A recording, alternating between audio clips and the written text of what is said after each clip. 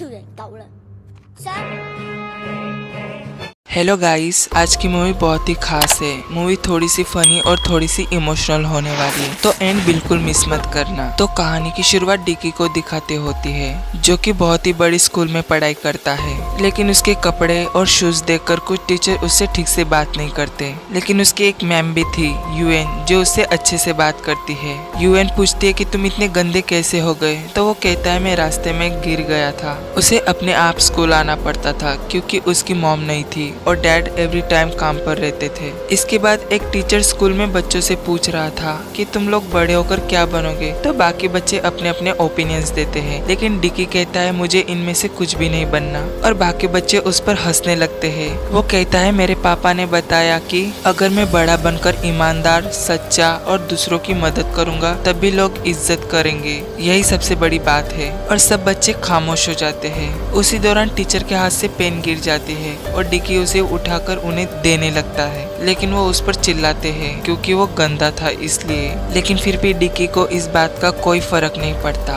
और वो मुस्कुराता रहता है। इसके बाद वहाँ के कुछ बच्चे दूसरे बच्चों को बुली कर रहे थे। वो लोग वहाँ के कमजोर बच्चों को परेशान करते थे। वहीं पर एक मोटी लड़की थी जिसे वो लड़का परेशान कर रहा था। तभी डिकी आकर उसे रोकता है और कहता है उसे परेशान मत करो, और फिर वो बुरा लड़का डिकी को भला बुरा बोल के भगा देता है। डिकी के शूज फटे हुए थे, इसीलिए स्पोर्ट्स सर ने उसे पनिश किया था। उसी के बाजू में वो मोटी लड़की आकर खड़ी हो जाती है और वो कहती है मैंने स्पोर्ट्स शूज लाए हैं, लेकिन मैं तुम्हारे साथ खड़ी रहना चाहती थी इसलिए नहीं पहने। इट्स मीन वो उसे लाइक करती है। इसके बाद हम डिकी के डैड को देखते हैं। वो बेचारा बहुत ही मेहनत कर रहा था ताकि डिकी के लिए एक पंखा खरीद सके, लेकिन उसका बॉस कहता है तुम चले जाओ यहाँ से, तुमसे काम नहीं हो रहा। तो वो कहता है मेरा बेटा रात को सो नहीं पाता, मुझे फैन खरीदना है। लेकिन उसका बॉस मना करता है। वो कहता है मैंने ऑलरेडी तुम्हें बहुत कर्जा दिया है और नहीं दे सकता। बॉस कहता है मेरा बेटा सरकारी स्कूल में पढ़ सकता है तो तुम्हारा क्यों नहीं। लेकिन डिकी के डैड चाहते थे कि वो अच्छी सी स्कूल में पढ़े और बड़ा आदमी बने ताकि उसकी लाइफ उसके डैड की तरह ना हो। इसके बाद हम उसके घर को देखते हैं, जो कि बहुत ही छोटा कमरा था। उसके डैड फैन भी लेकर आते हैं, लेकिन वो ऑन ही नहीं होता। इसलिए डिकी कहता है कि आप बेवकूफ हो और आप एक बंद फैन उठाकर लेकर आए हो। तो उसके डैड उस पर गुस्सा करते हैं। वो कहते हैं ये कहाँ से सीखा, हम गरीब है लेकिन किसी से बदतमीजी से बात नहीं करते, तो ध्यान रखना आगे से कभी किसी से ऐसे बात मत करना। और वो उसे समझाते हैं कि पढ़ाई में ध्यान दो, मैंने पढ़ाई नहीं की तो देखो मैं कैसी जिंदगी जी रहा हूँ। और फिर वो पढ़ाई करने लगता है। उनका घर बहुत ही छोटा था और ना ही अच्छा कमरा था। वो डिकी को सड़ा हुआ एप्पल खिला रहे थे क्योंकि उनके पास पैसे ही नहीं थे अच्छा खाना खाने की, लेकिन फिर भी दोनों साथ में बहुत खुश थे। नेक्स्ट मॉर्निंग दोनों सड़क के किनारे बैठकर टीवी देख रहे थे जिसमें कार्टून शो चल रहा था। लेकिन तभी न्यूज ऑन हो जाती है जिसमें बताया जा रहा था कि वहाँ के कुछ लोगों ने यूएफओ देखा जो इस सिटी में कहीं गायब हो गया। और तभी वहाँ से डिकी अपने डैड को बिना बताए एक टॉय शॉप में आ गया था। वो अपने डैड से कहता है कि मुझे ये टॉय खरीद दो, लेकिन वो मना करते हैं और कहते कि हम उसे नहीं खरीद पाएंगे और चलो यहाँ से। लेकिन डिकी बहुत ही जिद्दी था और वो बहुत ही जिद कर रहा था। तभी उसके डैड उसे मारने लगते हैं और वो रोने लगता है और रोते रोते बाहर चला जाता है। उसके डैड भी पीछे आ जाते हैं। डिकी अपने टीचर के पास था, यूएन के पास। वो कहती है मैं आपसे मिलना ही चाहती थी। वैसे तो डिकी पढ़ाई में अच्छा है, लेकिन आपकी भी जिम्मेदारी है कि आप उसे पढ़ाओ। और वो डिकी से भी कहते हैं कि अपने डैड को परेशान मत किया करो। वैसे तो यूएन उनके घर आना चाहती थी, लेकिन घर छोटा होने की वजह से वो बोल देते थे कि मैं काम में बहुत बिजी हूँ, और वो वहाँ से चली जाती है। इसके बाद उसके डैड कूड़े में डिकी के लिए दूसरे शूज ढूंढने आया था और उसे मिल भी जाते हैं। उसे वहाँ एक टीवी भी मिलती है जो कि ग्लिच कर रही थी। तभी हम वहाँ एक यूएफओ देखते हैं जो उड़ने लगता है, लेकिन चाव यूएफओ को नहीं देख पाता और वो यूएफओ एक झटके में वहाँ से फ्लाई हो जाता है। चाव को एहसास तो होता है कि यहाँ कुछ तो हुआ है, लेकिन वो ज्यादा गौर नहीं करता।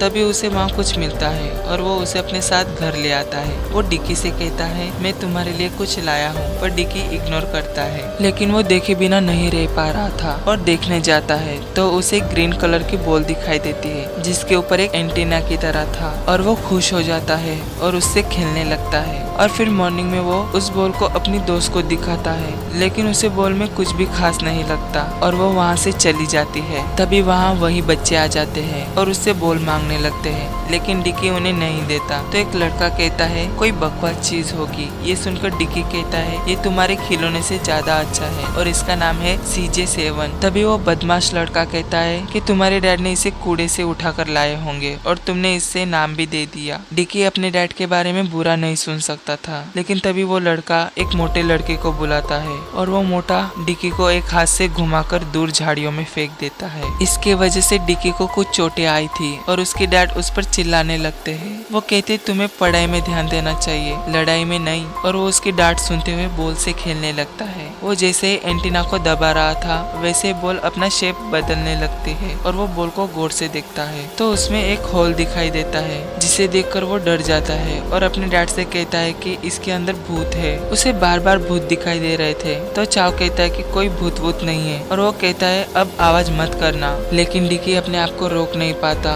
और वो वापस से देखता है और वो फिर से चिल्लाने लगता है, जिससे परेशान होकर उसके डैड उसे वहीं क्लोजेट में बंद कर देते हैं। वो बहुत चिल्लाता है कि मुझे बाहर निकालो, लेकिन चाव नहीं सुनते। इसके बाद उसे वहीं पर एक पूरा स्पेस दिखाई देने लगता है। उसे लगता है कुछ तो अलग है और डिकी डरना बंद कर देता है। इसके बाद चाव उसे बाहर निकालकर काम पर चले जाते हैं और वहीं से निकलता है ग्रीन बॉल, जो कि एक डॉग की तरह लग रहा था और वो बहुत क्यूट था। उसे देखकर डिकी खुश हो जाता है और उसका नाम रख देता है CJ7। CJ7 ने सड़े हुए एप्पल को नया बना दिया था और ये देखकर डिकी कहता है ये तो जादू है और मैं अमीर बन जाऊंगा। इसके बाद वो उसके साथ स्कूल निकल जाता है और CJ7 को एक स्ट्रिक्ट डॉग के साथ लड़ने के लिए कहता है। CJ7 उस डॉग को हरा देता है और फिर इसके बाद वो स्कूल में आ जाते हैं। डिकी उससे कहता है आज मेरा टेस्ट है और मुझे 100 मार्क्स चाहिए, मेरे लिए कुछ करो। तो CJ7 अपना एक टूल बॉक्स निकालता है और एक ग्लासेस बनाकर उसे दे देता है। इसके बाद वो अपना टेस्ट पेपर लिखता है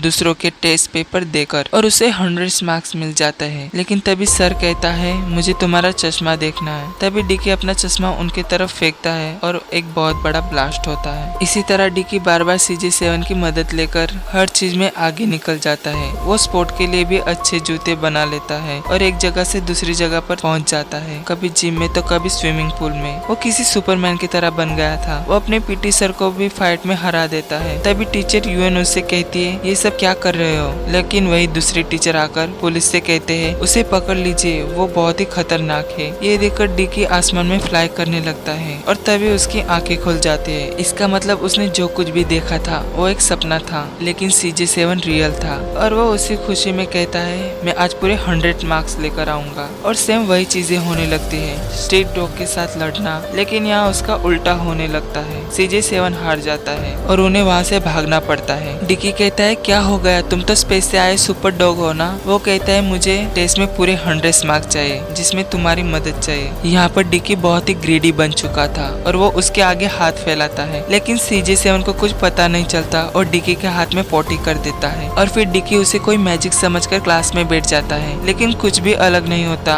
और देखते ही देखते टेस्ट पेपर का टाइम ओवर हो जाता है। तभी वो लड़का उसके हाथ में पोटी देख लेता है और डिकी के मुंह पर चिपका देता है। डिकी इस चीज को बर्दाश्त नहीं कर पाता और CJ7 को टॉयलेट में डुबाने लगता है। वो बहुत ही बुरा बर्ताव कर रहा था CJ7 के साथ। वो कहता है क्यों किया तुमने ऐसा मेरे साथ, मुझे जादुई चीजें दो। लेकिन CJ7 उसे पूरा गंदा कर देता है, जिसकी वजह से वो बहुत गुस्सा था, क्योंकि उसके मुताबिक वैसा कुछ नहीं हुआ जैसा उसने सोचा था। और वो उसे एक बैग में रैप करता है और कूड़े में फेंक देता है और वहाँ से भाग जाता है। वो उसे बहुत ही बुरा भला बोल रहा था, लेकिन डिकी को एहसास भी होता है कि उसने गलत किया और उसे वापस लेने आता है। लेकिन तब तक कूड़े वाला पूरा कूड़ा उठाकर लेकर वहाँ से चला जाता है। वो उसे बहुत ही रोकने की कोशिश करता है, लेकिन नाकामयाब होता है और वो रोते हुए घर आता है और कहता है CJ7 चला गया। लेकिन तभी उसके डैड कहते हैं कहीं तुम इसकी बात तो नहीं कर रहे हो। और वो उसे देखकर बहुत खुश हो जाता है। उसके डैड को बिल्कुल विश्वास नहीं हो रहा था कि वो एक खिलौना है। वो उसे तोड़ते हैं, मरोड़ते हैं और तो और एक ढक्कन से पूरा फ्लैट कर देते हैं। उन्हें काफी अजीब लग रहा था कि ये खिलौना किस तरह का है। इसके बाद डिकी कहता है कि ये कोई खिलौना नहीं है और फिर उसे ले लेता है और फिर दोनों गर्मी में सो जाते हैं। इतनी गर्मी को देख CJ7 कुछ करने लगता है और अपने एंटीना से मैजिक निकालकर फैन को ही ठीक कर देता है। लेकिन ये करते हुए उसकी पूरी एनर्जी खत्म हो जाती है और वो भी कमजोर हो जाता है और सो जाता है। उसके डैड उससे टेस्ट पेपर के बारे में में पूछते हैं और वो उन्हें टेस्ट पेपर देकर चला जाता है और वो स्कूल आ जाता है।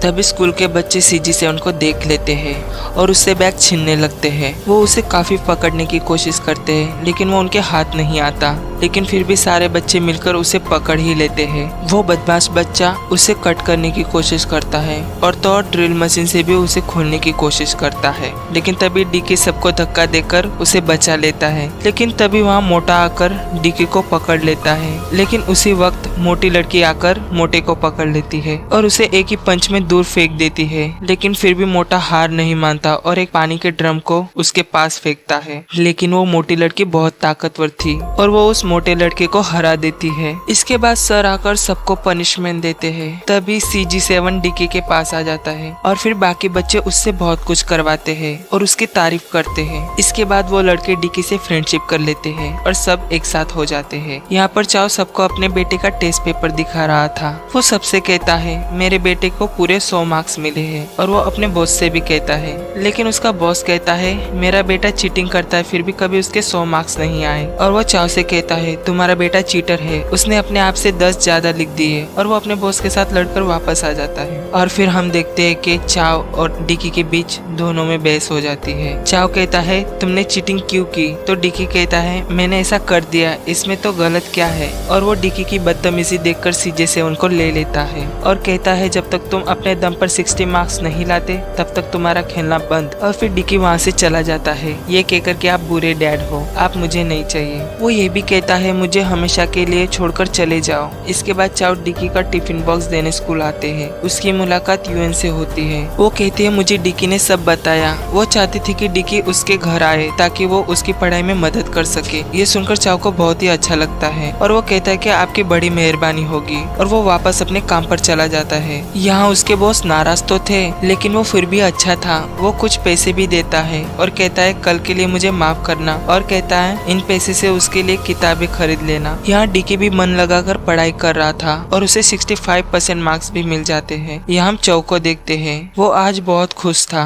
लेकिन कई बार खुशियाँ किसी के नसीब में नहीं होती। Expect me. एक वर्कर की गलती की वजह से एक गैस सिलेंडर नीचे गिरने लगता है और उसी से लगी रस्सी चाव को भी खींच लेती है। वो अपने आप को बहुत रोकने की कोशिश करता है लेकिन नाकामयाब रहता है। मजदूर भी उसे काफी बचाने की कोशिश करते हैं लेकिन अनफॉर्चुनेटली वो नीचे गिर जाता है। ये बात UN को भी पता चल गई थी और वो डिकी को हॉस्पिटल ले आती है। UN को भी पता चल जाता है कि चाव की अब डेथ हो गई है। वो डिकी को उसके घर ले आती है। उसे समझ नहीं आ रहा था कि वो उसे कैसे बताए कि उसके डैड काम करते वक्त मर गए, लेकिन फिर भी वो बता देती है। ये सुनकर डिकी को एक बहुत बड़ा धक्का लगता है और वो अपने आप को कंट्रोल नहीं कर पाता। वो UN को बाहर निकाल देता है और बहुत रोता है। उसे रोता देख UN को भी बहुत रोना आ रहा था। पर्सनल ओपिनियन गाइस, ये मूवी एक बार जरूर देखना, आपको बहुत ही अच्छी लगेगी। मूवी का नाम है CG7 जो आपको ऑनलाइन कहीं पे भी मिल जाएगी। इसके बाद हम हॉस्पिटल में देखते हैं जहाँ CG7 बाहर आता है और वो डिकी के डैड को देखता है। वो डिसाइड करता है कि वो उन्हें जिंदा करेगा और वो अपनी पूरी एनर्जी यूज करता है उन्हें ठीक करने में। और फिर मॉर्निंग में डिकी की आंखें खुलती है तो वो अपने डैड को देखकर हैरान हो जाता है और वो बहुत खुश भी होता है। डिकी रोते हुए कहता है डैड मुझे कभी अकेला मत छोड़ना, मैं पढ़ाई भी अच्छे से करूंगा, कभी लड़ाई नहीं करूंगा, बस आप मुझे छोड़कर मत जाना। शायद अब डिकी को अपने डैड की वैल्यू पता चल गई होगी। वो CG7 को देखता है। वो बहुत ही कमजोर हो चुका था और खड़ा भी नहीं हो पा रहा था और यहीं पर CG7 भी उसे अलविदा कह देता है और वो एक डॉल बन जाता है। उसने अपनी पूरी एनर्जी उसके डैड को ठीक करने में यूज कर ली थी, इसी वजह से उसकी भी डेथ हो जाती है। डिकी सब कुछ ट्राई करता है उसे पहले जैसा बनाने की, लेकिन कुछ भी फायदा नहीं होता और फिर ऐसे ही गुजर जाते हैं कई दिन और वो उसका इंतजार ही कर रहा था। तभी मूवी के लास्ट में हम उसी UFO को देखते हैं जो अर्थ पर वापस आता है और उसी में से निकलते हैं कई सारे CG7 की तरह डॉग्स और यहीं पर होती है हमारी मूवी की ending. Thank you guys for watching.